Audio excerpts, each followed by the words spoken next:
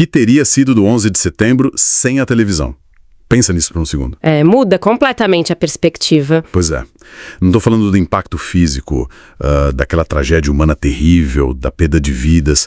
Tudo isso é, obviamente, inquestionável. Com certeza. A provocação aqui hoje é sobre o impacto civilizacional. Se aquelas imagens dos aviões atingindo as Torres Gêmeas não tivessem sido transmitidas ao vivo... Em tempo real, né? Em tempo real, para bilhões de pessoas. Será que o mundo teria mudado de forma tão drástica? Essa é uma pergunta excelente. Hoje a nossa investigação foca exatamente nessa encruzilhada desconfortável, onde a mídia, o terrorismo e a psicologia cultural do Ocidente se encontram. A nossa missão hoje é examinar como esses eventos de choque extremo são transformados em fenômenos globais de audiência, sabe? E o impacto disso na nossa espinha dorsal como sociedade. E essa é uma premissa que mexe em feridas muito recentes. Para guiar essa nossa conversa de hoje, nós vamos usar como base um material bem específico. E bem denso, na verdade. Sim, é um artigo de 2016, escrito pela psiquiatra Marcia Rosenthal. O título é Quais os cúmplices ocidentais do terror global? E foi publicado no portal do Instituto Liberal. É um texto que exige uma leitura atenta, porque ele cruza a todo momento as fronteiras ali entre análise de mídia, crítica política e a psiquiatria. Exato. E antes da gente entrar de cabeça nos argumentos da autora, vale fazer um aviso de navegação super importante para quem nos ouve agora. Fundamental. Os temas que esse artigo aborda envolvem visões políticas e ideológicas muito contundentes, inclusive com críticas diretas a movimentos sociais e a uma parcela da intelectualidade. Sim, o texto não foge da polêmica. De jeito nenhum. Então o nosso papel no mergulho de hoje não é endossar, não é defender nem atacar nenhuma dessas visões, seja de esquerda ou de direita. A ideia aqui é dissecar e tentar compreender a tese que a autora propôs de uma forma totalmente neutra e analítica. Essa clareza é essencial, porque quando lidamos com textos que tocam no nosso sistema de crenças, naqueles traumas culturais coletivos... Que todo mundo tem, né? Que todo mundo tem. A objetividade é a única forma de realmente extrair o que o autor está tentando comunicar, sabe? Sem deixar que os nossos próprios filtros bloqueiem a mensagem original. Dito isso, vamos voltar para aquela nossa provocação inicial. Ano de 2001. A maioria das pessoas lembra exatamente o que estava fazendo, o que estava comendo, onde estava sentada quando viu aquelas imagens. Eu lembro perfeitamente. Todo mundo lembra. O mundo inteiro parou diante das telas. Parecia que a sensação de invulnerabilidade do Ocidente estava simplesmente desmoronando ao vivo, e com várias câmeras apontadas, em diferentes ângulos. A autora chama esse momento, eu acho esse termo incrível, de uma epifania ocidental. Epifania ocidental? Isso. E o uso da palavra epifania aí é brilhante, porque não se trata apenas de um susto, é uma revelação. Uma ficha caindo. Exato. Foi um instante em que uma civilização inteira percebeu, de forma simultânea e global, que as regras do jogo tinham mudado. A percepção de segurança ruiu, não apenas por causa da mecânica do ataque em si, mas pela forma como ele foi testemunhado por todos nós. A gente foi dormir numa época e acordou em outra. Totalmente. Bom, vamos destrinchar isso. A tese principal dela é que o terrorismo contemporâneo não é apenas um usuário casual da mídia, mas alguém que compreende a lógica da imagem melhor do que ninguém. Sim. Ela fala em uma simbiose perturbadora. Mas como exatamente funciona essa dependência? O texto sugere que a câmera é tão indispensável quanto o próprio explosivo. É bem por aí. A lógica que ela traz é que o ato terrorista não termina quando a bomba explode ou quando o prédio cai. Na verdade, para o terrorismo moderno, o evento físico é só a fase 1. É a captação. Isso, é um momento de captação de material. A fase 2, que é onde o terror ganha sua força real e o seu impacto, é a propagação desse material. A repercussão? Exato. O evento ganha uma segunda vida através da difusão imediata e da repetição exaustiva dessas imagens. É dissecado, debatido, repetido em câmera lenta nas televisões do planeta inteiro. É quase como se o terrorismo enxergasse as emissoras de TV e, hoje em dia, as redes sociais, como um departamento de marketing gratuito. Eles planejam a estética do ataque. Sim, o céu azul em Nova York. O contraste do fogo. Exatamente. sabendo que nós do outro lado não vamos conseguir parar de olhar. É a transformação do horror em puro conteúdo consumível, não é? A gente vê muito isso hoje com doom scrolling, sabe? Aquela mania de ficar rolando o feed. Isso, lendo uma tragédia atrás da outra no celular enquanto toma café da manhã. As telas viraram ímã para tragédia. Essa é uma ótima analogia. As televisões e hoje os smartphones funcionam como ímãs para uma audiência atônita. E a mídia tradicional, na tentativa de cobrir o evento de todos os ângulos possíveis, trazendo especialistas, criando painéis de discussão que duram horas ou até dias, Que não acabam nunca. acaba retroalimentando esse circuito. O terrorismo injeta o medo e a infraestrutura de comunicação global distribui esse medo em larga escala, jogando isso diretamente para dentro das nossas casas. E é justamente nesse circuito de especialistas e análises contínuas que o texto entra numa seara bem polêmica. Mas espera aí, a autora faz uma afirmação sobre uma suposta aliança indireta entre o terror e a chamada intelectualidade politicamente correta do Ocidente. Sim, ela entra nesse ponto. Isso é uma acusação bem pesada. Ela está sugerindo que jornalistas ou acadêmicos apoiam o terror de forma intencional? Ou isso seria um subproduto acidental da forma como a gente analisa a história hoje? O que é fascinante aqui é que ela não sugere um conluio malicioso ou um apoio direto e consciente. Tá, o argumento é muito mais sutil e focado no enquadramento moral. A autora defende que, no rastro desses grandes eventos traumáticos, uma parte significativa da elite intelectual começou a formular explicações que acabaram servindo a um propósito que o próprio terrorismo adora. Deixa eu ver se eu entendi como isso funciona na prática.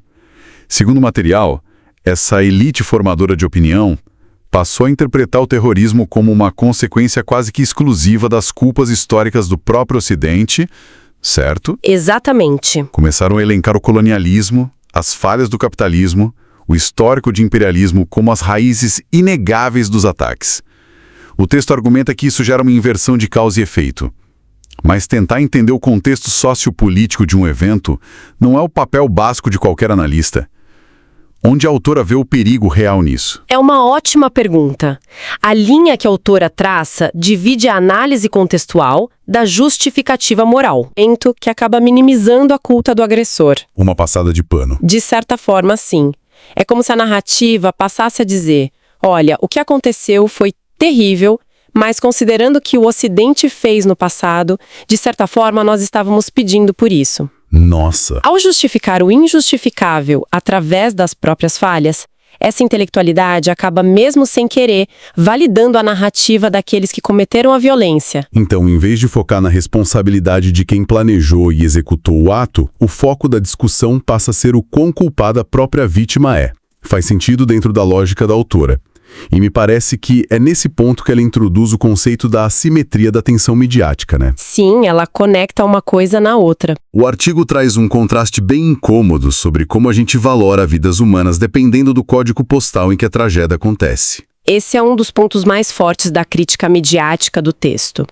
A autora observa como atentados em cidades como Cabul ou Bagdá, que muitas vezes resultam em dezenas ou centenas de vítimas, frequentemente recebem uma cobertura bem passageira. Lida em 15 segundos pelo âncora. Mas se um ataque em escala absurdamente menor acontece em solo ocidental, seja em Paris, Londres ou Nova York, o mundo inteiro para. A programação é interrompida, as redes sociais mudam de cor, criam-se hashtags globais, vira um espetáculo carregado de simbolismo com dias ininterruptos de cobertura. Exatamente. E o que a autora tenta dizer com isso? Porque, superficialmente, alguém poderia argumentar que a mídia ocidental apenas foca mais naquilo que está geograficamente ou culturalmente mais próximo da sua audiência, o que é natural. Sim, mas a autora vai bem além dessa justificação de proximidade.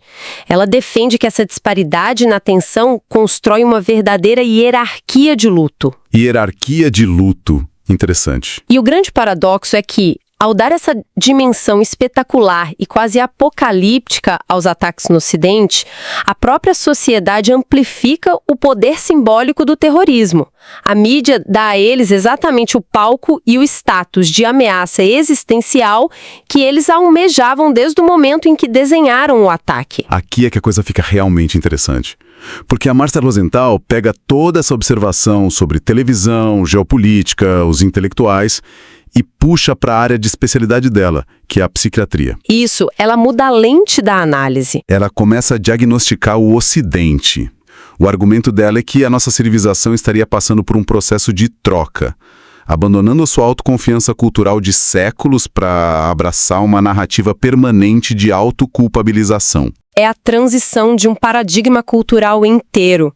O que o texto aponta é que uma sociedade saudável possui uma robustez que permite a autocrítica.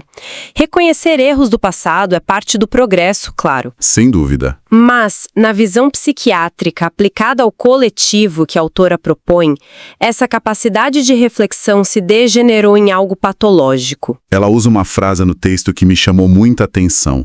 Ela diz que a sociedade passou do direito de rir de si mesma para o dever de se condenar. Essa frase resume tudo. Isso me lembra muito a dinâmica atual da internet, sabe? Onde todo mundo parece estar pisando em ovos, com medo de ser cancelado. Um estado constante de policiamento moral sobre a própria história. Exatamente. É como se a culpa tivesse virado filtro padrão pelo qual a gente precisa enxergar absolutamente tudo.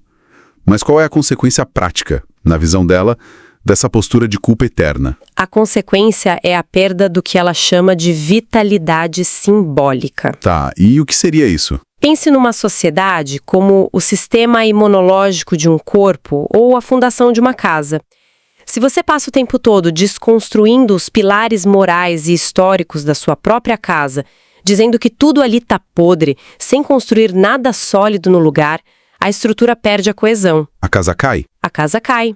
Sem um senso de propósito ou de valor compartilhado, a civilização se torna imensamente vulnerável. E a sacada da autora é mostrar que essa vulnerabilidade não é medida em número de tanques de guerra ou mísseis. Os exércitos continuam lá. A infraestrutura militar está intacta. Intacta. A vulnerabilidade é cultural, é psicológica. Então, o que isso tudo significa no fim das contas?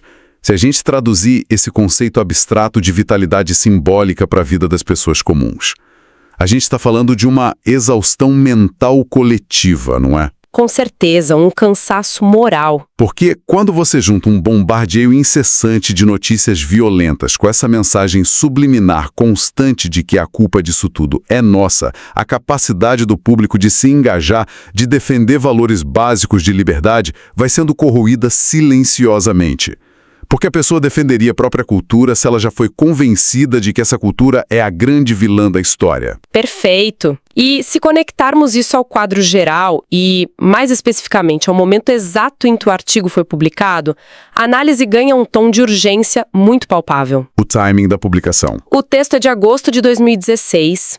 É um detalhe temporal que a gente não pode ignorar de jeito nenhum. 2016, Olimpíadas no Rio. Exato.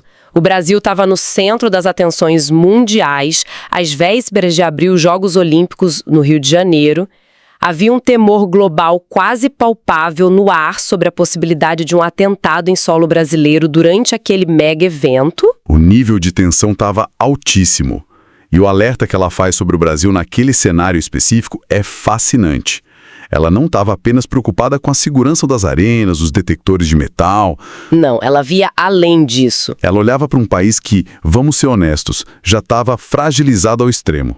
Nós já lidávamos com índices de violência letal nas ruas que superavam muitas zonas de guerra oficiais pelo mundo. E num clima político terrível. Sim, 2016 foi o ano em que o nosso discurso ideológico interno atingiu níveis de polarização absurdos. O país estava rachado ao meio. E a pergunta que ela lança é: o que acontece com uma panela de pressão que já está apitando se você jogar lá dentro a estética e os conflitos do terror global? A preocupação dela transcende o imediato, claro. A segurança física dos atletas e dos turistas era a pauta número 1 de todos os telejornais, mas a crítica final da autora se desloca de forma muito sofisticada para o conceito de saúde da civilização. Saúde da civilização. O Brasil ali servia como um microcosmo perfeito para o dilema que ela via no Ocidente inteiro. A importação dessa espetacularização do terror para um tecido social que já estava esgarçado pela violência interna e pela guerra ideológica teria consequências imprevisíveis. Exato. O argumento é que uma sociedade perde o seu centro de gravidade psíquico quando começa a normalizar o horror. A normalização é o grande perigo. Quando a violência brutal deixa de ser um choque inaceitável e passa a ser consumida quase como uma forma sombria de entretenimento midiático, o perigo é imenso. E pior ainda, o que o texto alerta é sobre o perigo de quando a capacidade de analisar os fatos objetivamente é substituída por uma militância cega. Onde tudo precisa ser encaixado numa narrativa de nós contra eles. Justamente. Fica tudo reduzido à torcida de futebol política. A normalização do horror é, sob essa ótica psiquiátrica, o subproduto mais tóxico dessa era midiática, que os grupos radicais souberam explorar tão bem. Se as defesas mentais de uma nação estão totalmente voltadas para a briga política interna, para destruir o adversário doméstico. O inimigo interno, né? Isso, o inimigo interno. A inserção de um evento de terror global espetacularizado tem o poder de fraturar de vez o que sobrou de coesão social.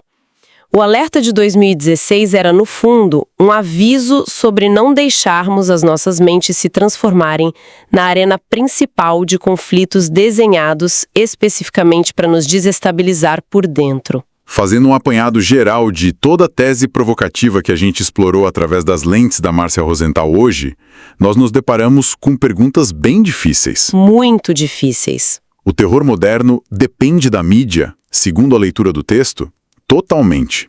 A câmera é o grande amplificador do medo. Essa autoculpa, esse dever de se condenar, enfraquece as sociedades por dentro. A perspectiva psiquiátrica sugere que sim, que estamos perdendo o que ela chama de vitalidade simbólica. E sobre a intelectualidade também. Isso. Estamos realmente tentando entender os fatos ou só estamos encenando narrativas morais pré-fabricadas onde o Ocidente é sempre o único réu? Isso levanta uma questão importante que vai muito além de preferências partidárias. Independentemente de quem está ouvindo agora concordar em gênero, número e grau com a autora ou rejeitar totalmente as críticas dela à intelectualidade... Sim, independente do lado. Há um elemento no centro dessa tese que é inegável historicamente. O 11 de setembro não foi só a queda de edifícios, foi um divisor psicológico global.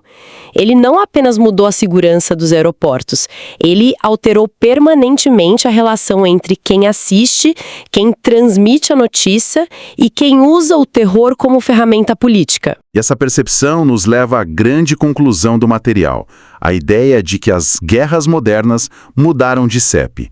O campo de batalha contemporâneo, onde as derrotas mais pesadas e as vitórias mais significativas acontecem, não é mais um pedaço de terra com trincheiras. Não é o espaço físico. O território disputado hoje é simbólico, é a mente humana. É a cultura e a forma como nós, como sociedade, enxergamos a nós mesmos no espelho das redes sociais e da mídia global. O terrorismo, nessa visão analítica, alcança o seu objetivo primário não quando destrói infraestrutura, mas quando consegue alterar a forma como uma civilização inteira respira, pensa, dialoga e se autodefine a partir daquele evento. O que nos deixa com uma provocação final para quem está acompanhando a gente hoje. Se o verdadeiro campo de batalha contemporâneo é invisível, puramente simbólico, e se ele se alimenta da nossa atenção ininterrupta às telas e aos algoritmos, de que forma as futuras gerações vão conseguir reconstruir a autoconfiança e a coesão de uma sociedade? É um baita desafio. Pensa nisso. O arquivo histórico que eles vão herdar, a biblioteca digital de onde vão tirar suas referências sobre o passado, é um repositório quase infinito de espetáculos de horror, linchamentos virtuais e polarização extrema. Fica bem difícil construir algo em cima disso. Como se constrói uma identidade sólida e otimista para o futuro sobre uma fundação de imagens que foram desenhadas desde o início para nos desestabilizar? Fica essa reflexão para a gente continuar pensando. Muito obrigado por acompanhar mais essa nossa investigação de hoje. Até a próxima análise. O brasileiro, em geral, não está preparado para verdades duras. A influência secular da cultura moral religiosa centrada na culpa agravou essa disposição. Durante séculos, formou-se uma mentalidade que trata o indivíduo como incapaz, fraco demais para a liberdade, imaturo demais para a responsabilidade, dependente demais da tutela de autoridades morais e políticas, e ele adorou. Poucos buscam a verdade porque poucos realmente conseguem suportá-la. A maioria prefere narrativas consoladoras, explicações fáceis e mentiras confortantes. E é justamente por isso que pensar com autonomia se torna, no Brasil católico, um ato raro e quase sempre incômodo. Se você chegou até aqui, parabéns! Isso significa que você escolheu enfrentar ideias contrárias a muito do que foi ensinado a acreditar. Em vez de fugir, permaneceu. Em vez de fechar a mente, escutou. Em vez de buscar a mentira confortável, aceitou a verdade desconfortável. Essa é a diferença entre quem apenas repete slogans e quem realmente pensa. Então, a partir do momento em que você toma uma informação para si, você não está mais sendo a mesma pessoa. Há uma mudança cerebral, uma mudança, obviamente, cognitiva, uma nova interpretação de realidade. Você passa a ser uma nova pessoa. O problema é que quando se pega a mesma informação e se repete a mesma informação, incansavelmente, século após século, e as pessoas continuam aceitando sem questionar. A imbecilidade, ela é uma escolha. Há pessoas que têm deficiência, isso não é escolha. Ser imbecil é uma escolha. Se essa mensagem doeu, é porque a verdade bateu. Se você chegou até aqui, é porque este conteúdo fez sentido para você. Então, considere colaborar. Inscreva-se no canal, deixe seu like e compartilhe este vídeo com quem também valoriza o pensamento crítico e a curiosidade intelectual, contribuindo para ampliar o alcance de ideias que realmente importam. Expor questões ocultas no aparente é fundamental para provocar reflexões, inspirar mudanças positivas e fazer os brasileiros despertarem do sono dogmático socialista católico. Espalhe essa voz enquanto ainda dá tempo. Superar esses desafios e alcançar um futuro justo e próspero requer afastamento da influência da moral hipócrita da religião política do Vaticano e da sua filosofia social arcaica. Não deixe de ver outros vídeos deste canal.